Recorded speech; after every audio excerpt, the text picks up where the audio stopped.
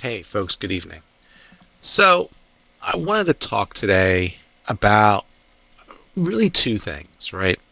I was really believing that I was going to do a video around the Labyrinth Adventure Book. And I am. I'm not going to go and read through the entire book. I just saw Global Press recently put out, a video where they're kind of going through it. But I wanted to give like my opinion on it. And I was going to do that. I still am, like I said, but I realized I was probably going to rip it. And before I did, I realized that I rip a lot of D&D modules. I play a lot of D&D modules. Um, and if you go through all my playlists of D&D's modules or TOV modules that I've played over the years, um, a number of them are from 5e, and lately I've been going back to 1e and replaying some of them, right? And now I'm starting to do more pure, quote unquote, TOV modules, right? And I've never been satisfied with modules since I've come back to Dungeons and Dragons and now TOV. And I want to take a few minutes to figure out why, right? I knew I wasn't happy and I could articulate different reasons, but I really wanted to like go through the modules I've done over the years. I've done mostly 1E, 5E, and TOV. I didn't really play 2E. I For 3 and 4E, I played a little bit, but I never ran any of their modules, right? So I don't feel like I can really talk to them. There's a big gap in there, and I really want to talk about 1E, 5E modules and TOV modules, what I like, what I don't like, and I'm going to circle that around to give you my thoughts on the Labyrinth World Book. I thought this was the only way I could be fair. is to go through this mental exercise. Like I said, maybe it's therapy for me. So let's talk about 1E modules. If you're going to, I'll skip to the end a little bit, not about the World Book, but just about modules in general. I still think that the 1E modules are, generally speaking, the best modules that were ever made. Now, your mileage may vary. There was plenty of stinky modules that came out, or so-so modules that came out in 1E. But that being said, I'll tell you the idea and the way they formatted these were, in my opinion, the best. Now, a number of different things, right? D&D, role-playing games in general, were a heck of a lot different when I was a kid, which, well, like I said before, was a longer than I want to admit, right? So, back in my day, when I started playing D&D, coming out of elementary school, middle school, that time period, right? I won't say the year, but AD&D had pretty much just kind of, okay, I'll say the year. Early 80s, we'll go with that, right? Um, D&D was a war game, right? For sure. It wasn't really a role-playing game. You called it a role-playing game. That's what they were called. But were you really role-playing? I'm sure somewhere out in the ether people were. But the early 80s in general was the time of war games. You had Avalon Hill and you had other great companies that were churning out ridiculously ruled um, board games, right? Pants Leader, Squad Leader, um, Flat Top, which to me was one of the most complex games I've ever played. Um, all kinds of stuff. And this kind of felt a bit in that vein. It was a time of war games, right? And that's what this was more centered around combat than it was role playing. And you can see that in the modules. I couldn't get an exact how much these things cost, but it was important to me to figure out what they cost today. My recollection would these modules cost around $10. And Googling, that seems to be the consensus from people's memory. So that's worth roughly $30 in today's money, right? Um, Now, these adventures were different for a couple of different reasons. One was, like I said before, it was more war gamey than it was role play, right? Um, in that, like, you didn't have all these NPCs that you would always interact with. You had some, don't get me wrong. There's certainly ones, like, for example, in Desert of Desolation, they had some.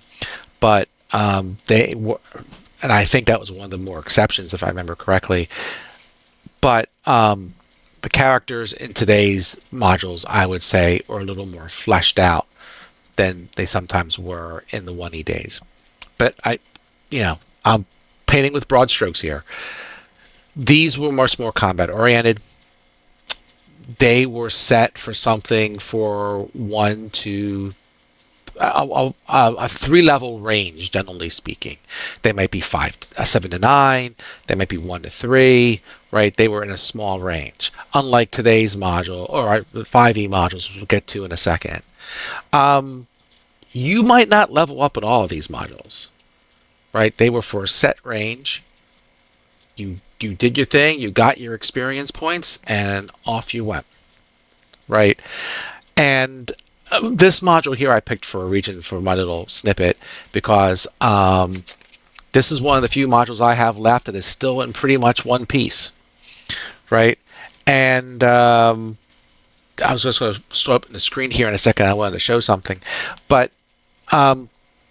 yeah, this one you would level up a lot. I remember playing this with my group that I was DMing for coming out of elementary school, and they leveled up a lot on this module. The Giants were a lot of XP, right? But if you had other modules like White Plume Mountain, which is one of my favorites, fairly small module, and you might not level up at all on that, right? Unlike some other modules that we'll get to when we get into 5e. And these things, and this is one of the things I think really hit me when I was kind of comparing them. These modules, generally speaking, were probably around 30 pages. This is against the Giants, which is actually 3 modules. It's G1 through G3. So this is like a republished one, I believe, from that time period. And geez, oh man, look at that wall of text. You do not. I know you can't read it, but just look at all that print. They crammed these things with information. You look at the print in today's things, even though they're probably the same 30 pages, 20 to 30 pages. Oh my gosh. Like the amount of reading and stuff that they crammed into the 30 pages is ridiculous. The art was kind of cool, but they were all black and white, which generally would keep down production costs, I'm sure. And there was a little bit of it. I guess each page as I'm flipping through it, each 2 pages might have something in there to break it up, right? Either a chart or some black and white picture or whatever. But I felt these are the best modules in terms of how they were structured. You could have a party and you're doing your thing, and you can take this and chuck it in there, and you would have a nice size adventure that your people could go through. Now, I've run a number of modules, 1E and 5E from D&D. If you look through my playlist, you can see, generally speaking, these adventures that I run with stuff like this probably take between 20 and 30 sessions, depending on the module, right? Desert Desolation, I'm looking right now, took 30. If you go into 5e, Tomb Annihilation took in the 20s, and so forth, right? Apocalypse took 28. Witchlight was a little smaller; they were 13. But yeah, you had Frost Maiden was 23. Curse of Strahd I did in 23. So these modules, I mean, this is a triple module, so who knows how long this one would take. But well, I guess. Well, never mind. These were the best. You could just throw them in there. People would go have a nice, decent sized adventure, come out with a bunch of magic items and or experience points. Right? This is the days of experience points. We'll get to that in a second. And it felt like a good sweet spot to me. Let's get into 5e. Right. Um, so 5e is interesting, right? And this is when I got back. My kids kind of got me back into D&D. They low key started to get into it when they were kids. They knew I played and mentioned it, and I started to get a bit into it. And then I actually won one of the giveaways on D&D Beyond back before it was gobbled up by Wizards of the Coast. And I got all the books for remaining books I didn't have for free, and then I was off to the races. I haven't looked back since. So these modules are interesting, and I'll tell you what I like and don't like about them. Probably the biggest thing I don't like about them was the fact that these were supposed to be a whole campaign. People had moved away between 1E and 5E somewhere in there from using experience points and using more checkpoints, right? When you get to a certain point in the story, you just level up. And I can understand that to a degree, right? There were certain things I like about that. When you look at people playing Critical Role and so forth, it certainly makes sense when you're on one campaign together, just to level people up equally when the DM feels you got enough time, right? And as a DM, you could just keep track of experience points on the side if you wanted to. But people hate math. I'm kind of the exception to that. And that's the way they've done it here. But I think for modules for 5e, it doesn't fit, right? You would create, especially like in the beginning modules for 5e were very sandboxy, and they said, okay, this is going to take you from 1 to 10 or 12 or whatever level it was going to be. But did it really? Was there really that much material in those books to carry you if you were tracking experience, get from 1 to 10 or 12? Not always. Like, depending on the module, right? Like with these, you'd have to really flesh some of the early ones out to make sure that, you can make a bit more of a robust world. And then when you got into the later modules for 5e, a number of times I felt I was just leveling people up to level people up. Like I felt that way with Curse of Strahd. I felt that way with Avernus, right? Is that, you had to get to a certain level by the end, and the module didn't cover enough to make you feel right, but the module would say when you get to here, level them up. And you're just like, really? Do I have to? Like, you didn't give me enough.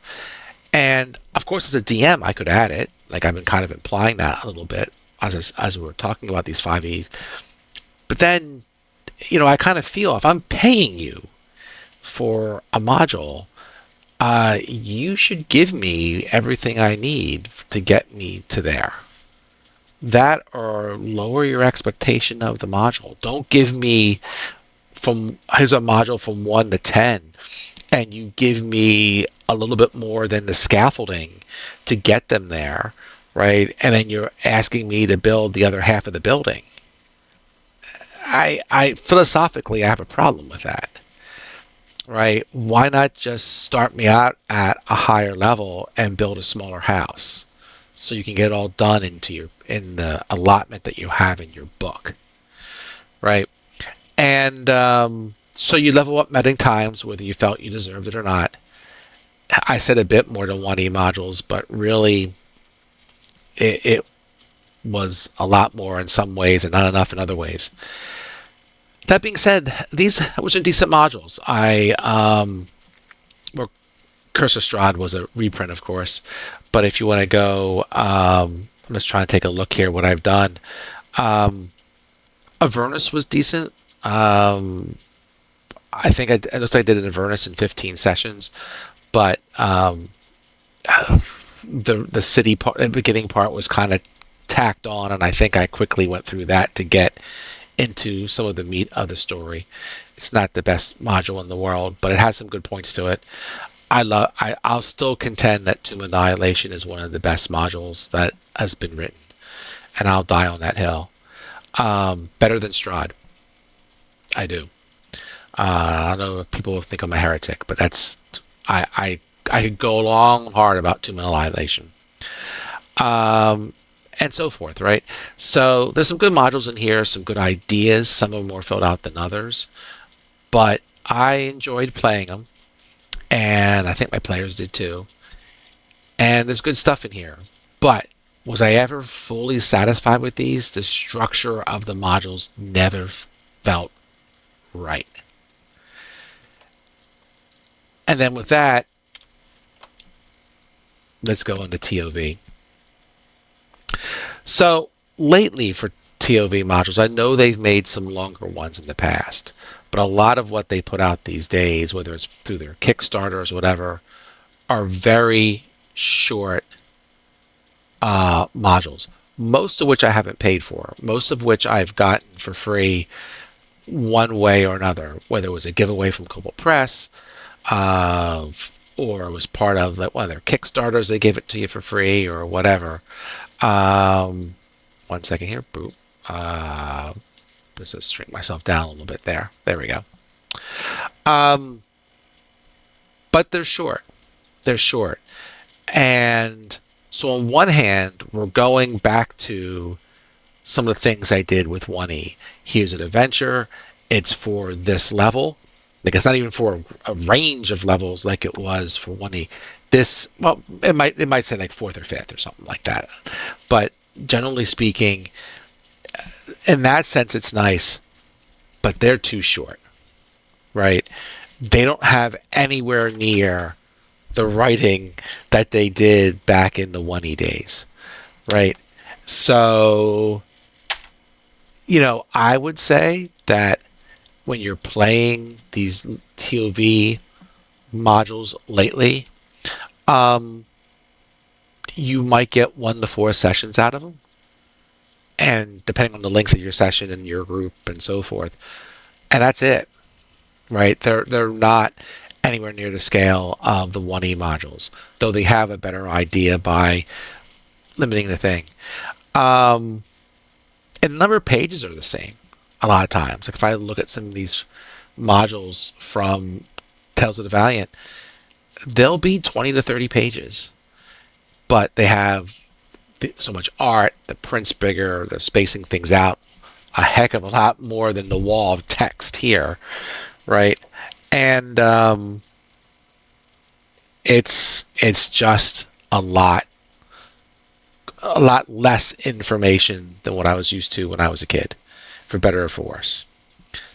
Some ideas in there are good, uh, and I generally like them, but I know it's like, short and sweet. And, you know, and that's what I want to get at, right? Um, Ironically, I just saw, I don't know if it was a TikTok or on a short on YouTube with Matt Corvell from MCDM talking about how, short modules are good because it gives your characters a chance that they've accomplished something. I've never had anyone complain about some of the longer modules from 1E or even 5E. You got to give them small accomplishments or accomplishments inside of your module, right? Um, you don't need to end the entire adventure shortly. And that's both the good and bad thing, I think, about the Labyrinth World Book. Much like the other things that TOV has put out, um, the Labyrinth has 12, I think it's 12, um, adventures. They're short. I think they're all under 20 pages, 18, 19, they're close, but they're all less than that. Um, and again, they're all 1 to 4 sessions. Now, there's some good and bad things about that. I was hoping the Labyrinth, to be quite honest, was going to be more like one of these 1E modules where you had more of an adventure that continued on, right? And certainly if you took the Labyrinth Adventure Book, you could try to have that in the book. They do give you, here's a story to try to lump them all together, which I will say, I was already preparing what I was going to do for the Labyrinth, and my story and their story to limp them all together was going to be is similar in a number of ways. So I can very easily take some of these adventures from the Labyrinth and put them into what I'm planning on doing. So that's a good thing, right? I'm okay with that. Um, but I just feel in general they need to be a little longer. And considering that when I look at this book and what you get here for 30 pages and what you're getting in some of today's modules for 30 pages, no matter who writes them, um, this puts those to shame. That's just one man's opinion from a long time ago. So, now, there's some good things about having these short things, and I can see why they did it.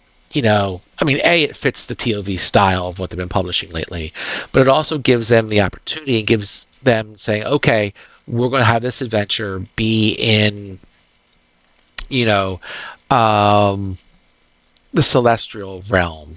This one might go to hell. This one might go over here to the void. This one's going to be on the world tree. This one's going to be on the oak ring. So by having 12 adventures, it gave Cobalt Press the chance to give you a little bit of flavor for each location. And yeah, that's a good thing to do, because I do find there's so many ways to travel in Crowbar Press's world. Am I going by World Tree? Am I going by Labyrinth, the passageways? Am I going by Gate and this and that? Um, People move around a lot in this realm, this universe, whatever you want to call it. So it's nice to see snippets of different parts, right? So that much of it is good. The stories themselves have some nice concepts in them. I'm not going to say wrong. So that's kind of my review, not just of modules, but the Labyrinth itself. Overall, I think it's worth getting, right? Like I said, it does give you some nice ideas from different parts of what the Labyrinth book itself is going to have.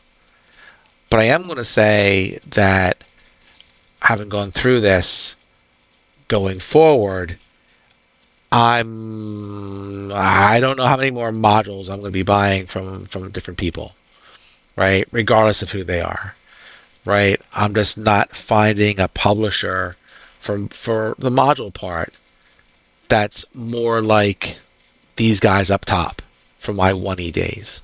So I'll probably just do it myself. I'm already kind of half doing that already. I continue down that path. I've got all the world building books from Cobalt Press. It's time to really put them to use, I think. And I'll use some of these Labyrinth stories as fillers in between, right? And you can make an argument that's why they did it that way as well. But I think I've gotten so many short adventures from Cobalt Press and other stuff that just been like I've gotten, or things I haven't even played from my 5E days when I won a whole bunch of books, that I could wipe out of there. It's time just to build some stuff, and if I find a publisher that makes stuff similar to 1E that I can find is good enough to toss into a TOV world, I might grab it. But otherwise, I'm going to be world building from here. So in the end, I would say yes, the Labyrinth is a good book, which is not where I was going to start out before I made this video. But you got to take it for what it is. A lot of short, I'm not going to say one shots, they could be. We'll say 1 to 4 shots, depending on how long you go and in your sessions, and how much your group screws around and all that kind of stuff, right? So yeah, yeah, I came out of this feeling better, but I really wish somebody would make something that's a little bit closer to these bad boys. And with that, I think that's it for tonight. So have a good night, day, whatever else, and I'll talk to y'all soon. Bye.